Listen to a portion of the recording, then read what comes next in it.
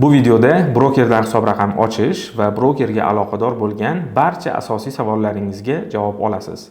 Ya'ni bu broker qanchalik darajada ishonchli, kimlar tomonidan nazorat qilinadi, depozit qanday qilinadi, qanday platformalarga ega, komissiyasi qancha kabi har tomondan ko'rib chiqamiz. Bu brokerdan o'zim o'tgan yillar davomida foydalanib kelaman. O'zim ishlatganim uchun ham, sinovdan o'tganim uchun buni hozir sizga ham ko'rsatib bermoqchiman. Bu brokerning nomi Interactive Brokers. Hozir hisob raqam ochishdan oldin birinchi navbatda keling bu broker bilan tanishib chiqamiz. Buning uchun brokerning rasmiy saytiga kiramiz, interactivebrokers.com. Mana asosiy sahifada brokerga bog'liq ko'plab ma'lumotlar keltirilgan va bularga keling qisqacha to'xtalib o'tamiz. Birinchi navbatda mana bu yerga ko'zingiz tushadi, ko'plab turli o'sha tashqi saytlardan, tashqi tashkilotlardan bu yuqori reytinglarni olgan. Masalan, stockbrokers.com da professional trade qilish uchun birinchi o'rinda. Yoki mana ikkinchisi NerdWallet degan tashkilot tomonidan ham eng yaxshi onlayn broker reytingini olgan. Bundan tashqari Barron's degan katta sayt bor, ham investitsion maslahatlar, yangiliklar beradigan. Bu ham review qilib eng yaxshi onlayn broker deb 25-yilda baholagan. Investopedia yoki Broker Chooser saytlari ham bunga yuqori reytinglarni bergan. Va quyiga tushadigan bo'lsak, qaysi tashkilotlar tomonidan nazorat qilinadi va qanday litsenziyalarga ega ekanligini bu yerda ko'rishimiz mumkin. Mana saytning eng quyi qismida footerda ko'rsatilganki 3 ta tashkilotning a'zosi. Bular NYSE, ya'ni New York fond birjasi, FINRA va SIPS. FINRA bu investorlar huquqlarini himoya qiladigan tashkilotlardan biri hisoblanadi. Bu yerda mana saytida ma'lumotlar bilan tanishib chiqishingiz mumkin. SIPS esa investorlarni depozitlarini himoya qiluvchi tashkilot. Ya'ni mabodo qanaqadir sabablar bilan agar broker bankrot bo'ladigan bo'lsa, o'sha investorlar o'zi qo'ygan depozitlarini bu kafolatlab $500,000 gacha qaytarib berish nimasini kafolatini beradi.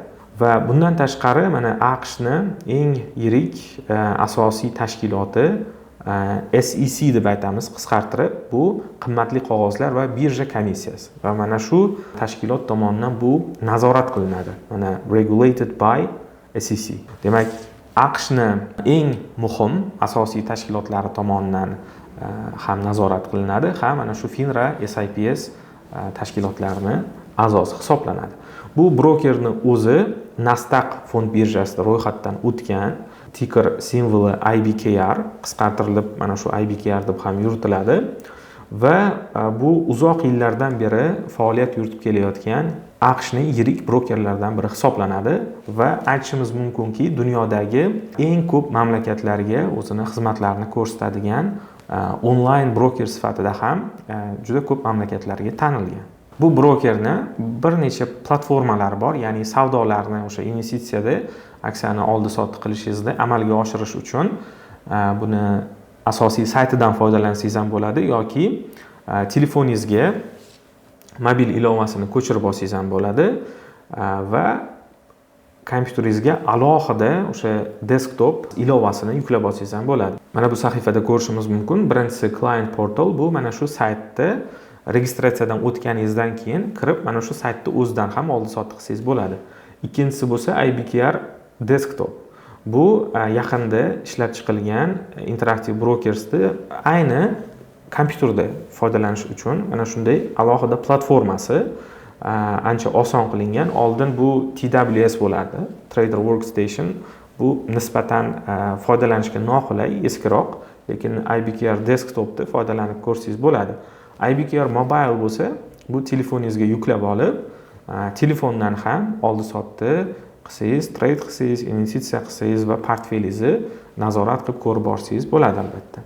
Demak, mana shu kimga qaysi ko'rinishda qulay bo'lsa, telefondanmi, kompyuterdanmi, alohida ilovasidanmi yoki saytidanmi mana shunday platformalari bor. Kirib, o'zingizga yuklab olib, albatta ro'yxatdan o'tganingizdan keyin bundan foydalansangiz bo'ladi. Endi yana bir muhim tomoni bu pricing, ya'ni qancha komissiya olishi. Bu brokerda mana hozir ushbu sahifada ko'rishingiz mumkin, ko'plab instrumentlari bor.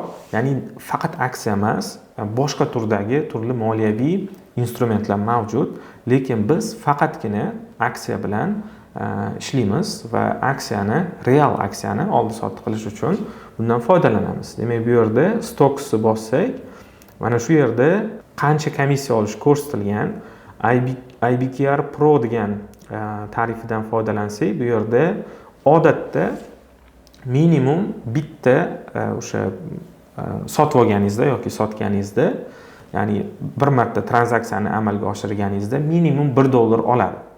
Bu masalan $100 ga sotib olganingizda ham yoki masalan $2000 o'sha сделкani, tranzaksiyani amalga oshirsangiz ham o'rtacha mana shu $1 oladi. Agarda aksiyani narxi past bo'lib, misol uchun $1 bo'lib, siz undan 1000 ta oladigan bo'lsangiz, ya'ni savdo hajmi ortadigan bo'lsa, komissiya ham ortadi. Lekin umuman olganda siz sodda qilib tushunib olish uchun demak o'rtacha $1 oladi bitta tranzaksiyaga. Demak, bu broker bilan qisqacha tanishib oldik. Endigi navbat brokerdan hisob raqam ochishga. Buning uchun bosh sahifani o'ng tomon tepa qismida joylashgan Open Account, mana bu qizil tugmani bosamiz va Start Application tugmasini bosamiz. Ya'ni bu yangitdan hisob raqam ochish uchun arizani boshlash.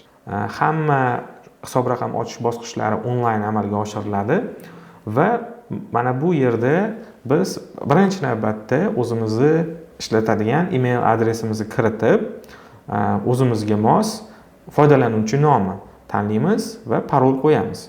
Demak, bu yerga men email adresini kiritdim. Undan keyin o'zim uchun nom tanlayman. Nomni, ismingizni yoki biror narsani nomini qo'ysangiz bo'ladi. Men hozir ism, familiyamni yozib, undan keyin 3 ni yozyapman. Agar bu nom qaysidir talabga mos kelmasdan tushmaydigan bo'lsa, bu yerda qizil yozuv paydo bo'ladi. O'shanga moslab nomni tanlashingiz kerak bo'ladi. Undan keyingisida parol chiqyapti. Hozir Google taklif qilayotgan parol, men o'zim parol qo'yaman.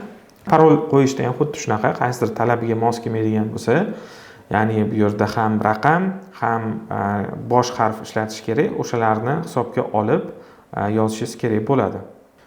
Parolni 2 bor takrorlab yozasiz va bu yerda oxirgisida country, bu mamlakat, siz istiqomat qiladigan, siz yashaydigan mamlakat nomini tanlaysiz. Agar siz O'zbekistondan boshqa joyda yashaydigan bo'lsangiz, bu yerdan boshqa mamlakatni tanlasangiz bo'ladi. Hozir buni O'zbekiston sifatida qoldiraman. Va undan keyin create account tugmasini bosamiz. Endi esa biz kiritgan emailni tasdiqlashimiz kerak. Buni tasdiqlash uchun emailga kiramiz va Interactive Brokersdan kelgan o'sha emailga tasdiqlash, mana bu tugmani bosamiz. Bizning emailimiz tasdiqlandi. Endi bu birinchi sahifaga qaytsak, mana bu yo'qoldi va endi biz hisob raqam turini tanlashimiz kerak bo'ladi. Bu yerda individual hisob raqamini tanlaymiz, ya'ni bu shaxsiy brokerlik hisob raqami bo'ladi. Bundan tashqari ham boshqa account turlari bor, lekin biz hozir o'zimiz shaxsan foydalanganimiz uchun individualni tanlaymizda. Pastida mana bu yerda input language degan joy bor. Siz bu yerda inglizcha yoki ruscha tanlashingiz mumkin. Agar ruskini tanlaydigan bo'lsangiz, ma'lumotlaringiz, masalan, adresingizni yoki boshqa shu kabi ma'lumotlarni ruscha kiritsangiz ham bo'ladi. Men hozir buni o'zgarishsiz qoldirib, ingliz tilida davom etaman.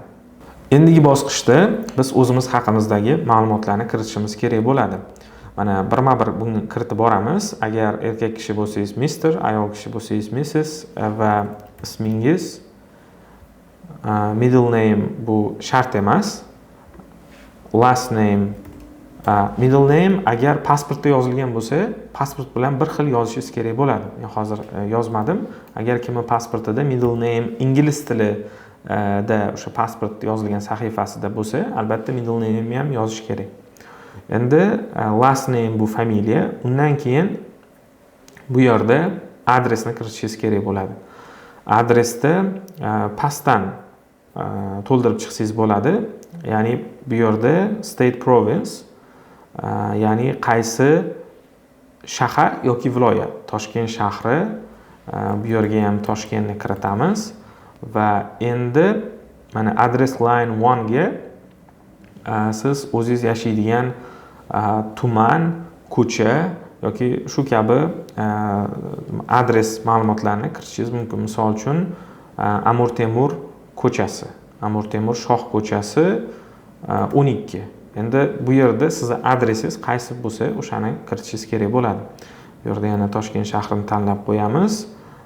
Pochta indeksi siz yashaydigan joy o'sha pochta ofisida bo'ladi yoki buni internetdan qarab topsangiz ham bo'ladi. Men hozir buni misol sifatida pochta indeksiga mana shu raqamlarni kiritib qo'ydim. Xo'p, agar kim O'zbekistondan tashqarida tug'ilgan bo'lsa yoki boshqa fuqaroligi bo'lsa, boshqa adresi bo'lsa, bu yerda belgilash kerak. Aks holda u belgilanmaydi, shundayligicha qoladi. Va endi biz telefon raqamimizni kiritishimiz kerak. O'zbekiston turibdi. Agar boshqa joydagi, boshqa mamlakatdagi telefon raqami bo'lsa, albatta o'shani kiritish kerak, chunki telefon raqami bilan ham verifikatsiya mavjud. Men hozir bu yerga o'zimni telefon raqamimni kiritaman.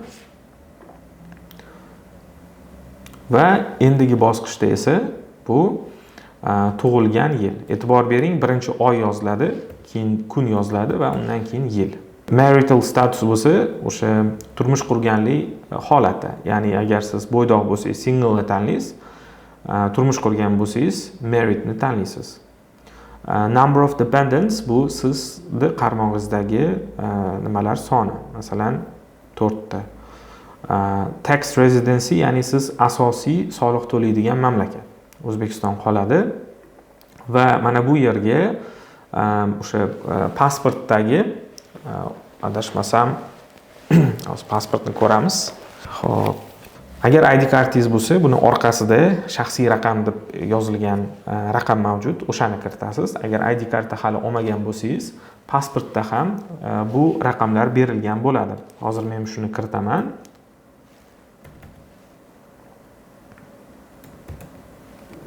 Mana buni kiritdik va endi pasportingiz qaysi mamlakatda chiqarilgan? Bu O'zbekiston turadi va bu yerga mana ID karta ham bor. National Identity Card ayni mana shu ID karta hisoblanadi. Bu yerga pasportni yoki mana shuni tanlasangiz bo'ladi. ID kartamizning nomerini kiritamiz. Mana bu yerda ID kartangizni yaroqlilik muddati bormi deb so'rayapti.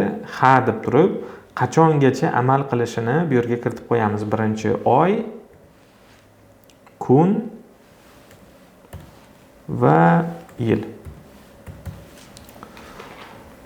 Undan keyingi kiritiladigan ma'lumot employment bo'lib, bu kasbiy faoliyatingiz haqidagi ma'lumot. Agar siz biror joyda ishlaydigan bo'lsangiz, employed ni tanlab, o'sha kompaniyani ma'lumotlarini bu yerga yozishingiz kerak bo'ladi. Agar siz student bo'lsangiz, studentni o'zini tanlaysiz. Agar ishsiz bo'lsangiz, unemployment yoki masalan xususiy tadbirkor bo'lsangiz, self employed ni tanlashingiz mumkin.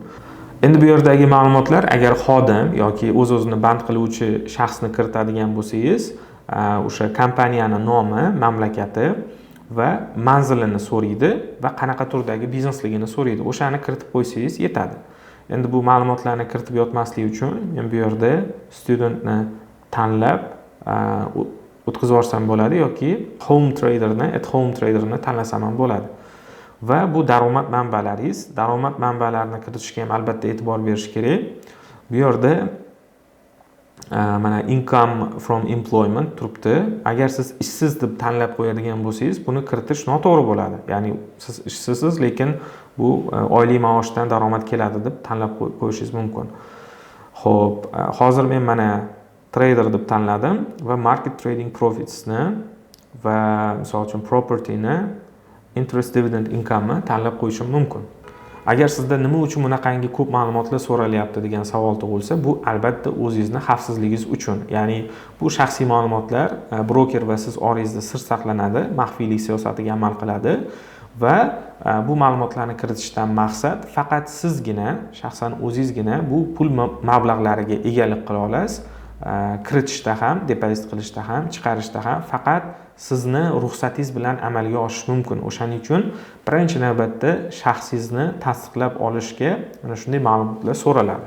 Undan keyingi ma'lumot bu account information bo'lib, asosiy valyuta. Ya'ni siz Interactive Brokers hisob raqamida asosiy shotingizni qaysi valyutada olib borasiz. Bu AQSh dollarida turibdi. Buni o'zgartirmaymiz va undan keyingisi bu security questions, xavfsizlik savollari bo'lib, sizdan nimadir yodingizdan ko'tarilganda, qaysidir ma'lumot to'g'rilamoqchi bo'lsangiz yoki nimadir tiklamoqchi bo'lganingizda bu qo'shimchasiga so'raladigan savollar. Masalan, bu yerda eng yoqtirgan dam olish maskaningiz. Aytish mumkin, masalan, Parij. Va ikkinchisi, ya'ni bu savollardan istalgan bittasini tanlasangiz bo'ladi. Sizni birinchi o'sha kuchugizmi, mushugizmi o'shani nomi. Masalan, Wolf. Uchinchi savol. Savollar juda ham ko'p. O'zingizda esda qoladigan savollardan bittasini tanlasangiz bo'ladi. Qaysi shaharda turmush qurgansiz? Masalan, Seul. Demak, bularni kiritib oldik. Qaysidir narsa esingizdan chiqqanda mana shu xavfsizlik savoli so'raladi va javobini yozishingiz kerak bo'ladi. Shuning uchun kerak continue ni bosib keyingisiga o'tamiz va endi biz adresimizni tasdiqlashimiz kerak, manzilimizni. Hop.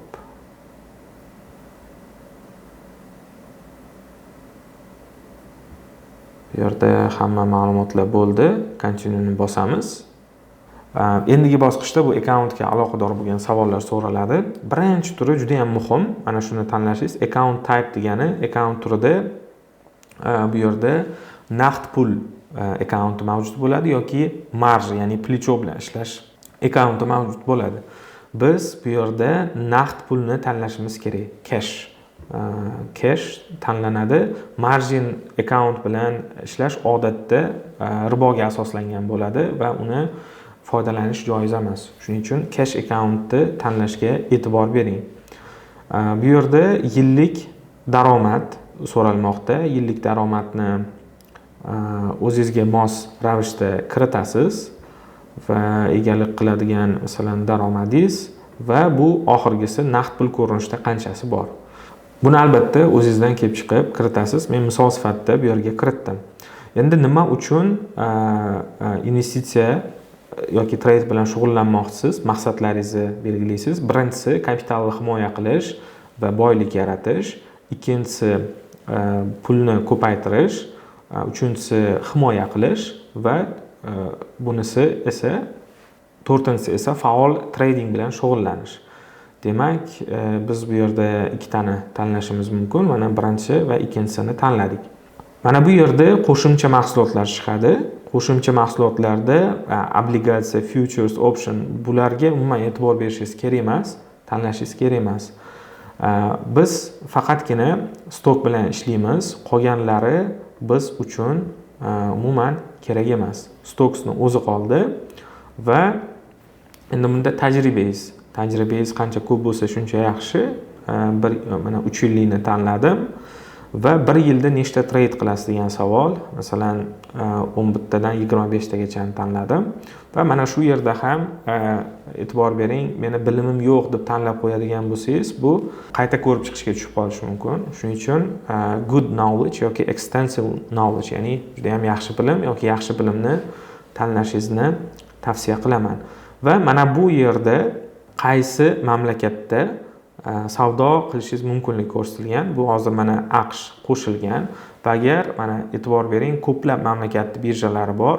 Misol uchun siz Yaponiyanikida yoki Malayziyanikida yoki aytaylik Germaniyani birjalarida ro'yxatdan o'tgan aksiyalar bilan savdo qilmoqchi bo'lsangiz, ularga investitsiya qilmoqchi bo'lsangiz, mana shuni tanlab save tugmasini bosasiz va bu bozordagi birjalarga ham sizga mana shu yerda dostуп ochiladi. Demak, buni belgilab oldik. Bu yerdagi ma'lumotlar bu asosan insiderlarga aloqador bo'lgan ma'lumotlar. Ya'ni mana shu birjada savdo qiladigan kompaniyalarga siz aloqadormisiz, egasimisiz yoki sizga qanaqadir bog'liqligi bormi degan savollar yoki moliyaviy xizmatlar bilan shug'ullanasizmi, ro'yxatdan o'tgan brokermisiz degan savollar. Bularga no degan javobni tanlaymizda.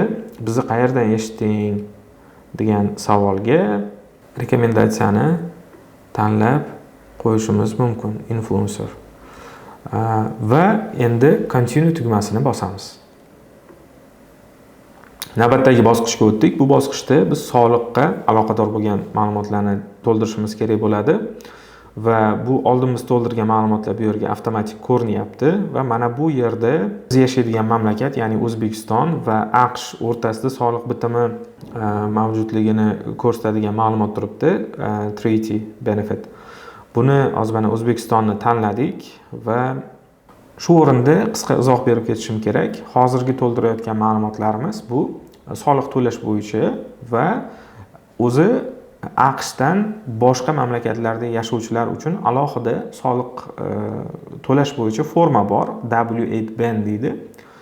Biz mana shu formani o'rniga, formani alohida faylda kiritish o'rniga ma'lumotlarni bu yerga to'ldiryapmiz. Va mana bu pastrog'ida mana so'ralayotgan mana W8 band degani mana bu forma. Mana shu ma'lumotlar bilan tanishib chiqdim, o'qidim, bunga qo'shilaman degani. Vaqtingiz bo'lsa, mana bu yerda ma'lumotlar keltirilgan, bular bilan o'qib tanishib chiqsangiz bo'ladi. Va undan keyingisiga ham yes ni bosamiz. Endi elektron imzo qo'yish uchun biz mana bu yerga ism familiyamizni yozishimiz kerak. Qanday kiritilgan bo'lsa, xuddi o'shanday yozamiz va continue tugmasini yana bosamiz. Hisob raqam ochish tugallanishiga ozgina qoldi va endigi bosqichda biz oldin kiritgan ma'lumotlarimizni to'g'ri kiritilganligini yana bir bor tekshirib chiqib, bu yerda mana broker bilan tuzilayotgan shartnomalar. Bu shartnomalarning mazmuni bilan ham vaqtingiz bo'lsa, albatta tanishib chiqsangiz yaxshi. Hozir biz buni hammasiga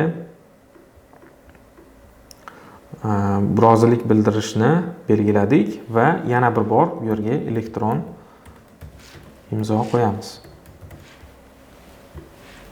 Continue tugmasini bosib, keyingi bosqichga o'tamiz.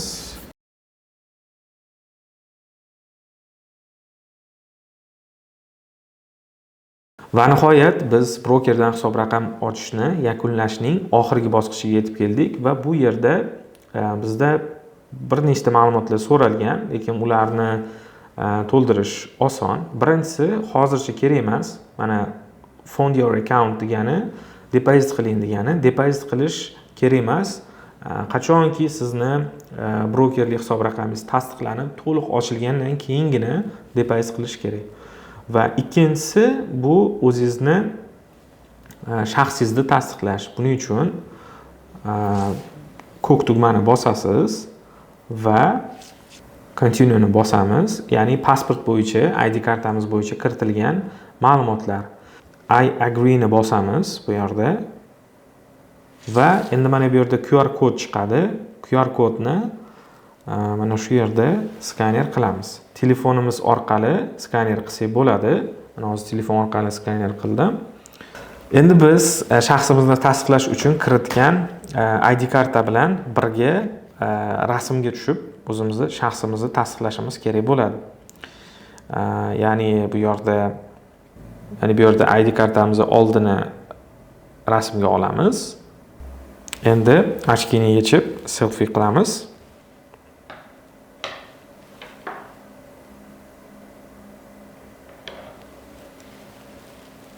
E'tibor bering, bu yerda mana telefonda men o'zimni shaxsimni ID karta va o'sha selfie bilan tasdiqlaganimda bu yerdagi sahifamizda ham o'zgarish bo'ldi va bizda mana bu ikkinchi so'ralayotgan joy muvaffaqiyatli qabul qilindi va hozir bu jarayonda degan yozuv chiqdi. Sahifani pastrog'ida yana bitta QR kod turibdi. Bu QR kod nima uchun kerak? Bu siz telefon qurilmangiz orqali broker hisob raqamingizga kirishingiz uchun mana shu QR kodni skanerlaysiz va Google yoki Microsoftda Authenticator degan o'sha prilojeniyasi bor. Buni hozir rasmini videoga chiqarib qo'yamiz. Ana shu Authenticator orqali har safar telefoningizdan kirayotganda alohida kod keladi. O'sha kodni kiritib broker hisob raqamingizga kirishingiz mumkin. Bu ham albatta o'zingizni xavfsizligingiz uchun, ya'ni kimdir sizni login parolingizni bilib olib turib o'zini telefondan yoki boshqa bir kompyuterdan kirmoqchi bo'lsa, mana bu avtentikator bo'lmasa kira olmaydi. Shuning uchun buni ham albatta skanerlab o'rnatib olishingiz kerak bo'ladi. Sahifani eng quyi qismida shartnoma kelishuvlarni o'zingiz uchun yuklab olish degan tugma bor. Buni yuklab olib, tanishib chiqib yoki bankda so'raladigan bo'lsa, bularni taqdim qilishingiz mumkin.